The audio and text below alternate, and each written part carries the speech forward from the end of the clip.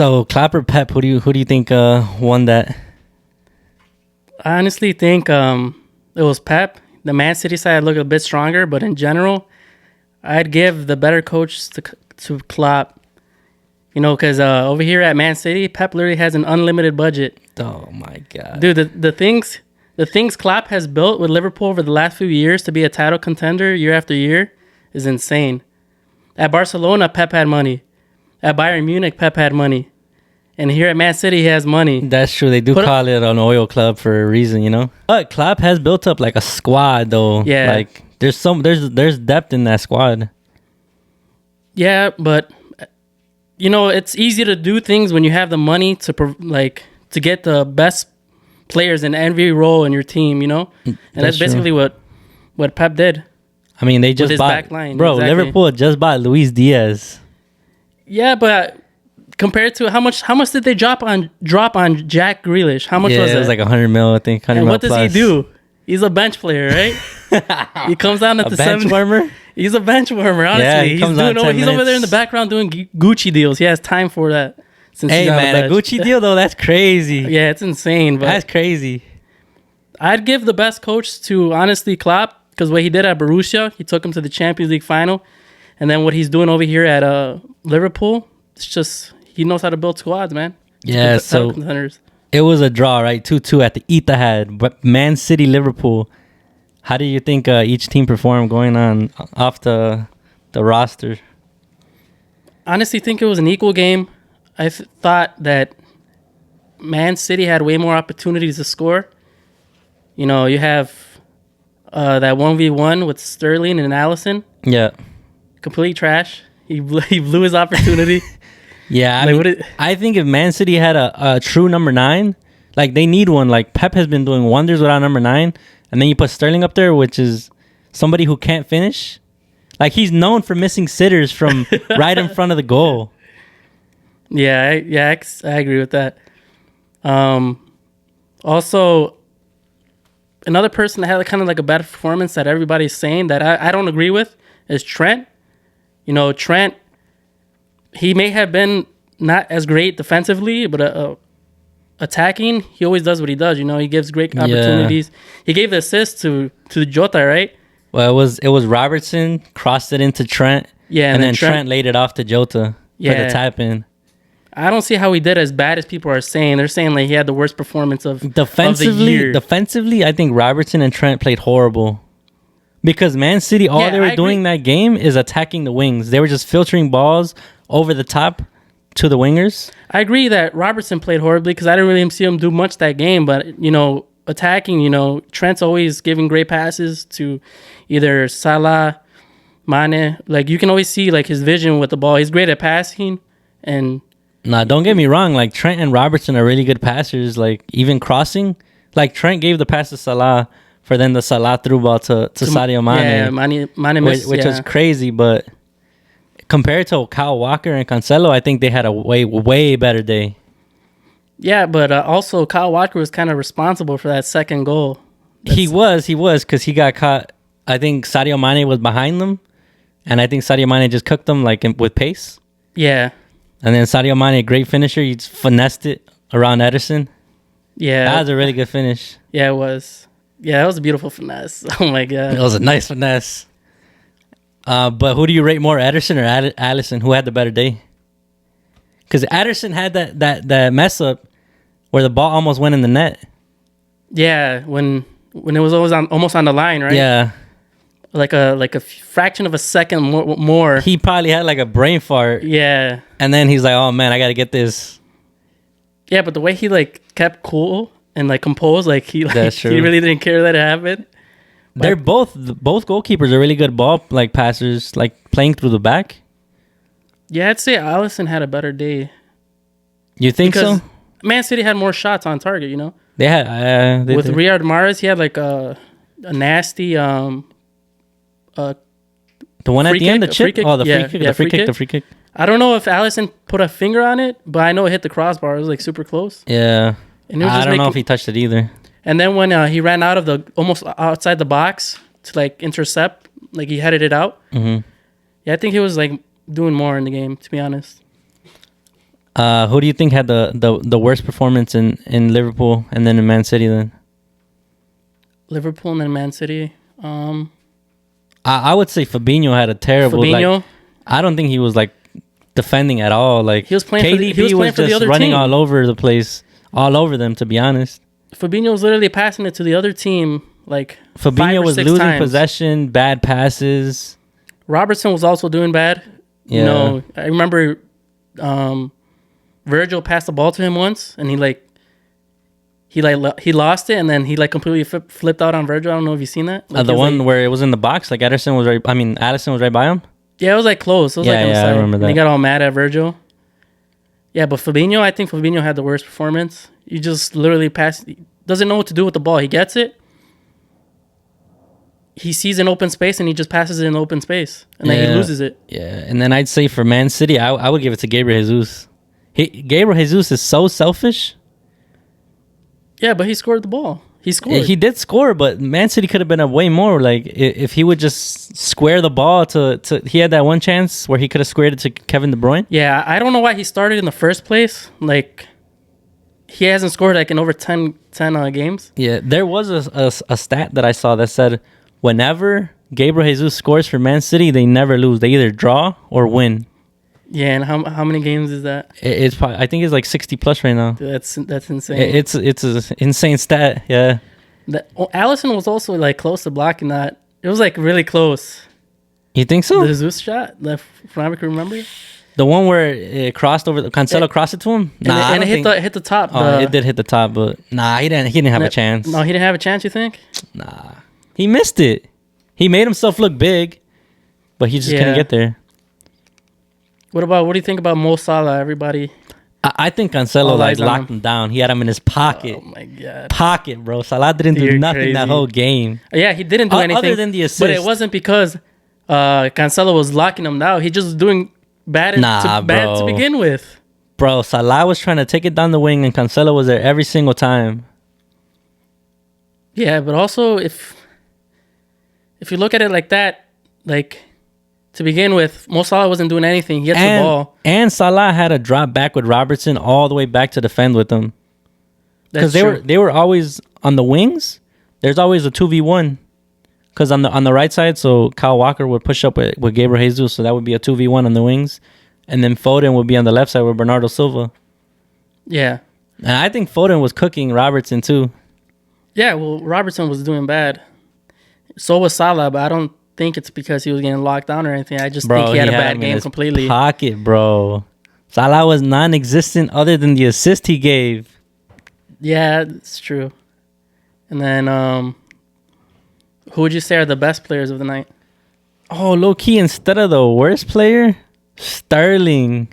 Sterling for being the worst? He missed that sitter. Yeah, but he was bad too. I would say Sterling and Gabriel Jesus, because Gabriel Jesus, he could pass the ball more instead of just shooting it himself. He's really selfish. And then Sterling, he just misses like easy tap-ins. Yeah, and then with the speed that Sterling has, he could at least like... I think that's why Sterling started low key. I think that's why he started, because of the pace he has. Yeah, he could have like moved it to the side and still got there on time. Like Man City are really dangerous, filtering the ball over the top, which is so crazy, man. That's why the Premier League is the best league in the world. Like, this game was probably game of the season so far. Yeah, you got the two title contenders a point apart. Apart, yeah. You got 73 points versus 72, right? Yeah. And so... There's seven games left. Yeah, 7 games left. Liverpool definitely has a harder games left because they still have to face Tottenham. And then... which are in 4th place right now. And then you got Man City playing Aston Villa, who are in 6th, right? Yeah, so Man City, the next fixtures are Brighton, Watford, Leeds, Newcastle, West Ham, Aston Villa, and Wolves. And then Liverpool have Man United, Everton, Newcastle, Tottenham, Aston Villa, Southampton, and Wolves. Yeah, so I think Man City benefited by that tie, you know? It's going to be close, I'm not going to lie. I think Liverpool's going to destroy Man United. I think Man United have an easier 7 games. Yeah, you mean Liverpool? No, I'm saying Man City have an easier way. Yeah, you said Man United, my bad. No, Man City, my fault. Yeah. Because I mean, Liverpool they're gonna beat Man United. They destroyed them like 5-1 the game. Yeah, they played. As long as they have that $80 million fridge plane, it's Harry Maguire. Yeah, it's easy game for them. And then Everton, they just beat Man United, and they're just a terrible side as well. Yeah, but it's a derby, you know. It's their rival, so that's gonna be a tough game regardless. True. But Liverpool are at home that game. Yeah, at Anfield, it's like almost. So I mean, playing at Anfield, it's a huge advantage, you know. Because I mean, they just played at the Etihad, right? They probably had so much they were so nervous, probably very anxious. Yeah, that's why I say Liverpool's back line was a little weaker than Man City's. It looked a little shakier, you know. I think Liverpool had to play deeper just because of that Man City front three. Yeah, especially with the balls over the top. But that press that Liverpool do, dangerous. Yeah, they started doing that more of that in the second half. In the first half, they were pressing like high, and Man City had to go all the way back to Ederson and play it out the back all the time. Ederson, yeah. What did I say? Ederson. That's how I pronounce it. Dude, if they got an FA game coming up, right? Where both of them are in it, no? Yeah, that's gonna be insane too. Yeah. It's going to be close. I'm not going to lie. Like 7 games left. Who do you think benefited from the tie? Yeah, it's like I said that earlier. I think Man City benefited from that tie. Man City? Because with the games left, they got like an easier route. I'm only saying Liverpool because Man City should have won that game easily. They should have put that game away in the first half. Even at the end when Mahrez, where he missed a sitter, where he chipped it too high. Yeah, I thought it was like a deflection, but he just blasted it to the moon, you know? I mean, he just put his foot too much on it. He just put too much power. Yeah. But you really think Liverpool is gonna not struggle with Tottenham? Didn't they like earlier in the season, wasn't it like a close game? I mean, I'm gonna say it's a tough game because Conte has Tottenham playing really good now. Like, they just beat Aston Villa, I think 4-0. Heung-min Son went crazy. Scored a hat trick, right? Yeah, so that could be they could give a run for their money for that game. Just one game could be the decider, you know. So that's why I'm saying that Liverpool has a harder route because that game could mess them up. Because maybe Man City is not going to slip up and they breeze through the rest of the games, you know. I mean, I'm saying Man City. I'm saying Man City beat Brighton, Watford, Leeds, Newcastle, West Ham. I think is going to be difficult. And then Aston Villa, I think Man City beats Aston Villa. And then Wolves are a really defensive team. So I think Man City will be able to break them down too.